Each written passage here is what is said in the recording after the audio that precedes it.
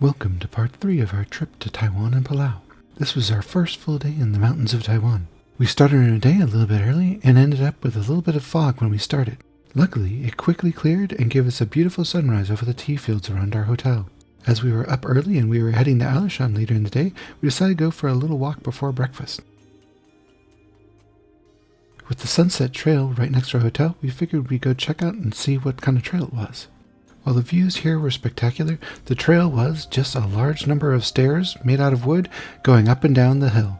As we were out for a leisurely pre-breakfast stroll, and not up for a huge hike up and down a million stairs, we decided we'd just take some photos and then head back to the hotel.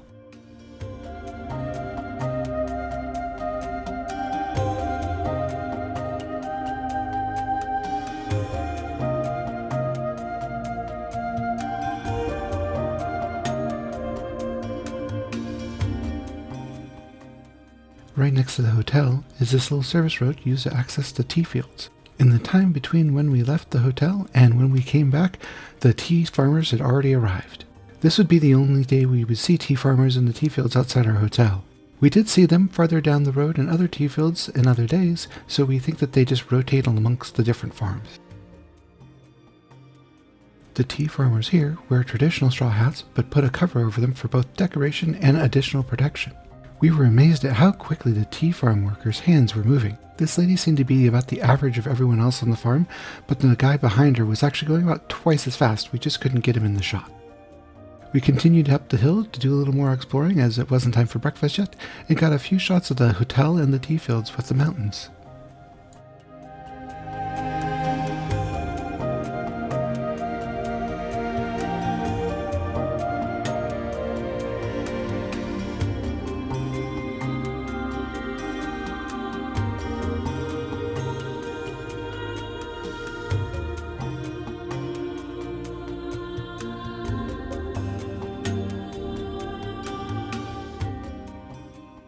At the top of the hill, the road continued into a bamboo forest. This road wasn't even on Google Maps, so we weren't quite sure where it went, but it went quite a bit farther than we were willing to walk.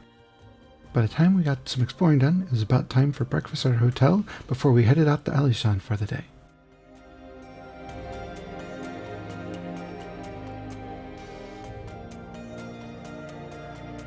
Since we were at the top of the hill amongst the tea fields, it was a bit of a drive to get to the town center area where we could take the road to Alishan. We were very lucky to have some very pretty weather with some spotty clouds. Driving through this area, you can see several small work trucks. Most of the trucks you see driving around town are one of these tiny little trucks with a full-size bed. We'd never seen this brand of truck before. They are called CMCs, and they're from Taiwan. These are as prolific in Taiwan as a Ford F-150 is in the USA.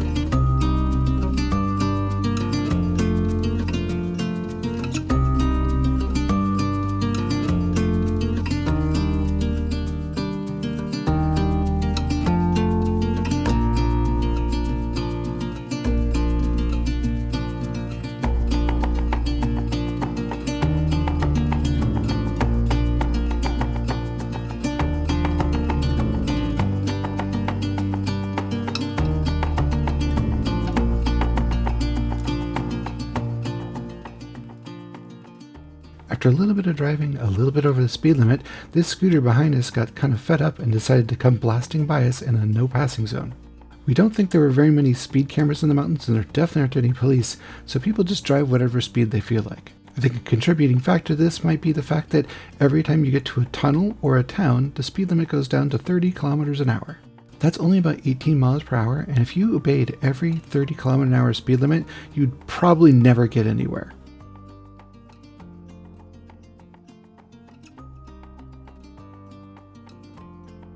Driving into this small village, you can see that the dogs really don't care about cars, and they stand kind of in the middle of the road and expect you to go around them. This is pretty common in the countryside of Taiwan, and we didn't see any hurt dogs on the side of the road, so we just assumed that everyone just drives around them.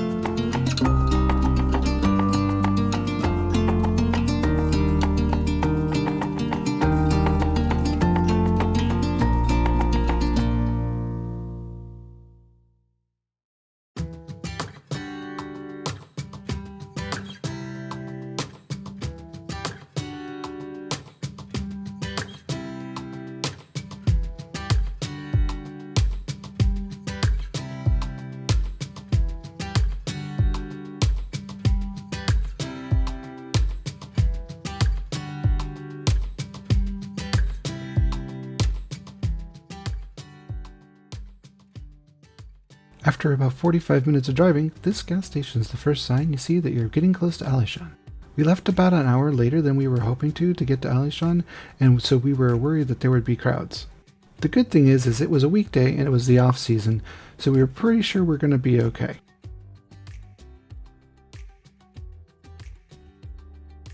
All the areas with the tour buses were pretty empty, and the park entrance didn't really have a backup at all.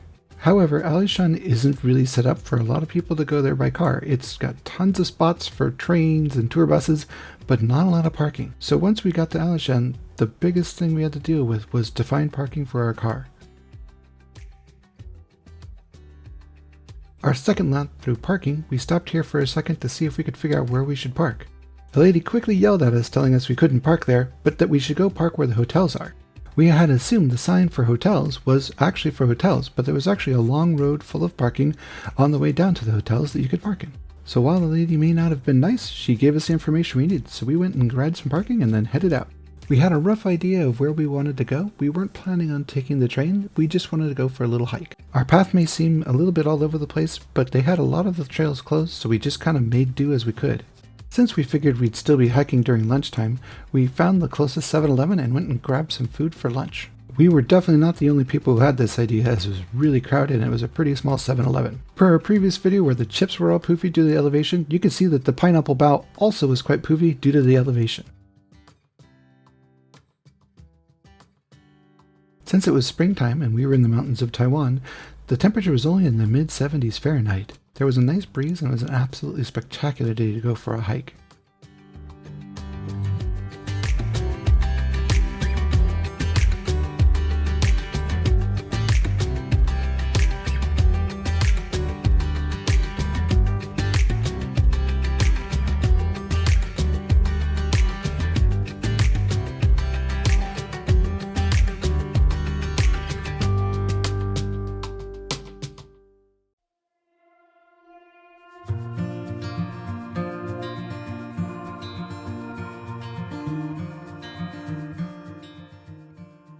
We noticed that all the bridges and viewpoints in Alishan had a person maximum listed. This one was a maximum of 100 people. Thankfully, Alishan wasn't particularly busy this day, so we didn't have to see what it looked like with 100 people. The only thing of interest we saw from this viewpoint was a far-off tunnel that had been covered in rocks.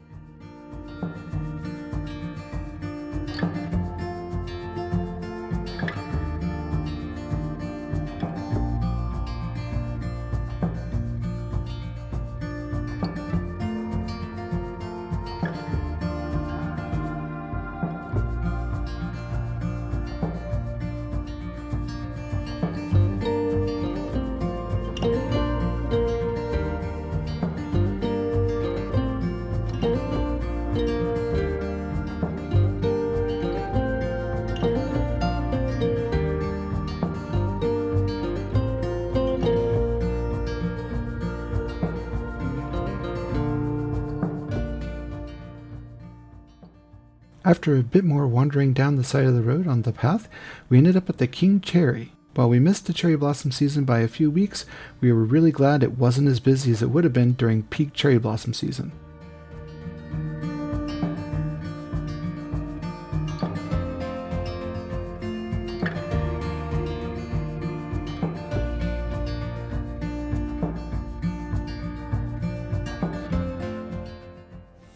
A little ways down the trail we got to the area with the 3-generation tree. This was definitely not a peaceful part of the park, as there was someone power washing the entire area while we were there. It was so loud you could actually hear it about 500 feet away.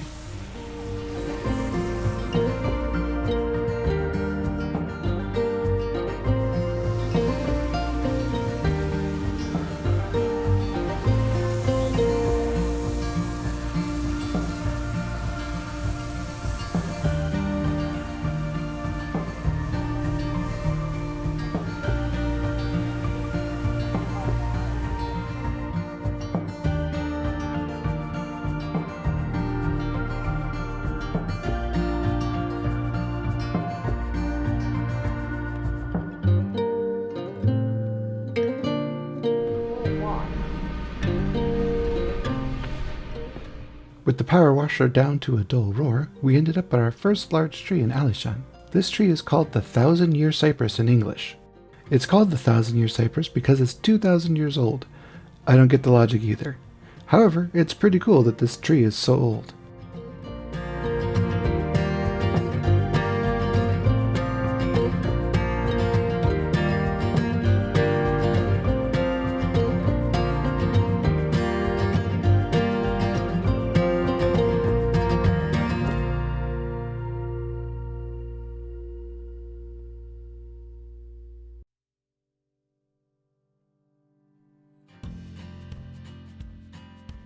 Our second large tree also had the biggest area around it that was set up for observation. It's the Zhengling sacred tree, and Melody will probably yell about how badly I pronounced that. For an idea of scale, this tree is about as big around as your about medium-sized redwood tree.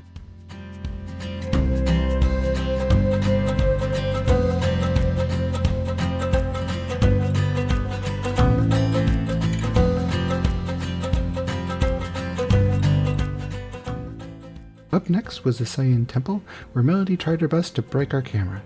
We didn't go inside the temple itself, just inside this little garden area. This is a Japanese-style temple, and in the center is a Japanese wisteria plant. These are the oldest wisteria plants in the whole park.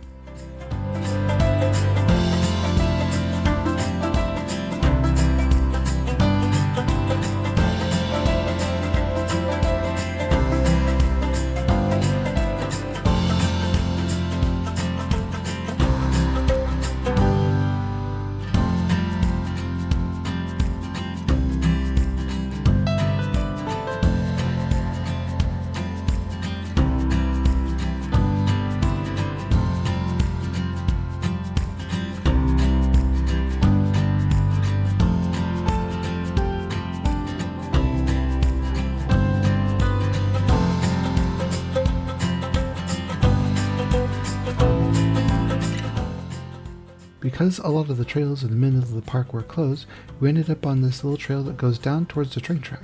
We're a little bit vague on exactly what this building is. From what we could tell, it's a prayer area for many people who died here.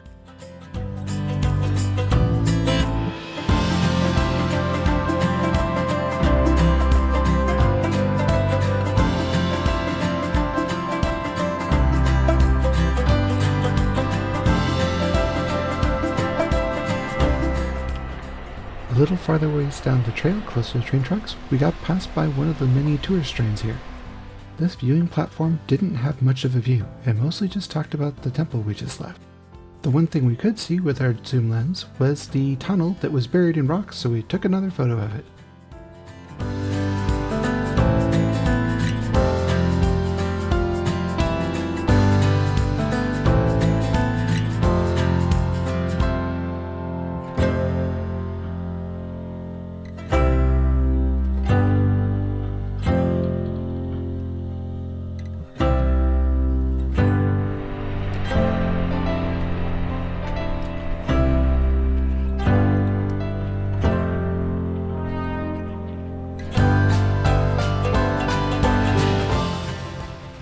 After walking a little ways around the edge of the park, we finally got to the Sacred Tree Station. We discussed possibly taking a train here, but we decided we wanted to continue with our hike around the park. After a little stroll across the tracks, we ended up at the Shinyu waterfall. I say waterfall in that at some point in the year, I'm sure it is a waterfall. However, right now, it's just a bunch of green scummy pools with no flowing water. The end of April is definitely not the time to go to Alishan if you're looking forward to looking at the waterfalls.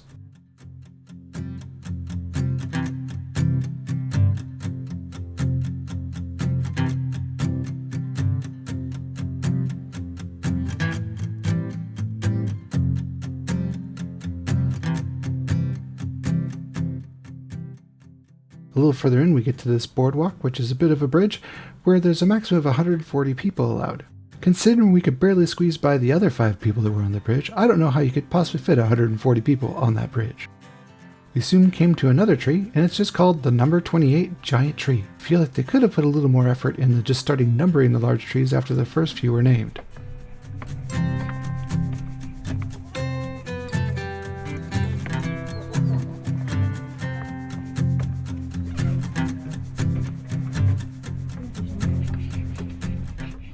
One of the cool things in Alishan is that they actually build the platforms around the trees. To the right here you can see they not only built the platform around the trees, but they also built benches around the trees.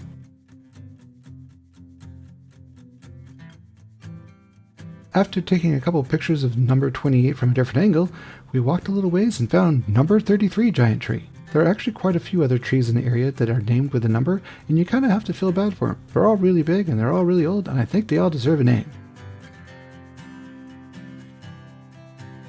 Not far from giant tree number 33 was the Jingling service area. This area is basically on the opposite side of the park from where we started. It has food and buses and parking. Even though we had bought some food at 7-Eleven, this made us really hungry as it was getting late in the afternoon and we hadn't had a real lunch yet. So after a couple of laps around the restaurants, we grabbed some lunch, walked over to the temple, headed towards the restrooms before we walked back and hit more construction.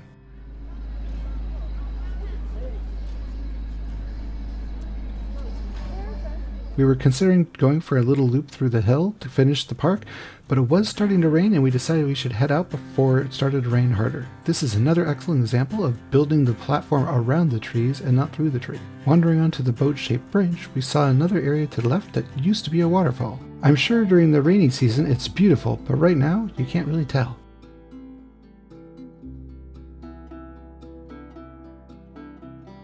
Also, you couldn't really tell that the boat-shaped bridge was boat-shaped from down there, and as we climbed up the stairs, we realized why it was called the boat-shaped bridge.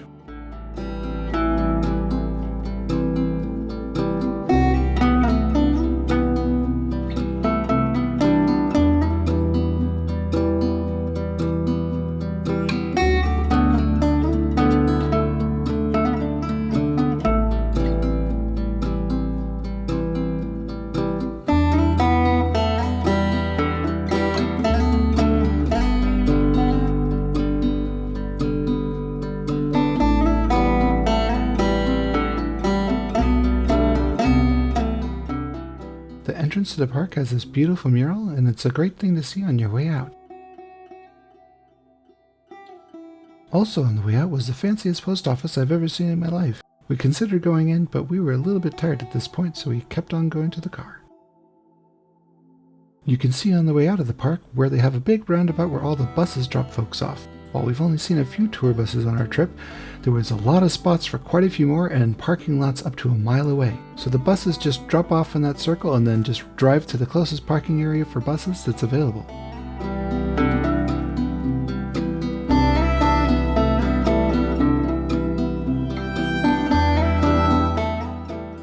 A little further up the road from Alishan is the giant cypress, so we decided we'd catch that on the way home. We were lucky again in that there was no wind here and we had it all to ourselves. It's just as cool a tree as all the rest of them, and it requires no admission fee. You just drive past Alishan and park on the side of the road.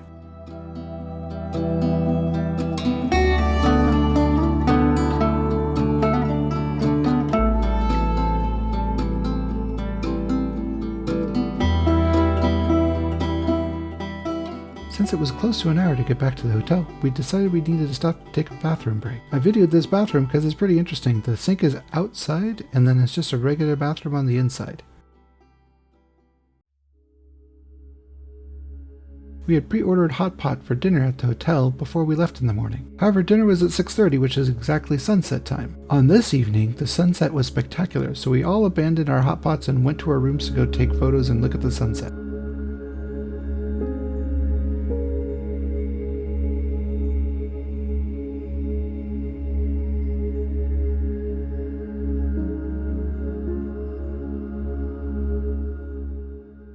After a solid 20 minutes of taking photos, we headed back downstairs, turned our hot pot back on, and ate dinner. In the next part of our trip, we'll drive to the mountains, see some monkeys, and get some donuts in Old Town.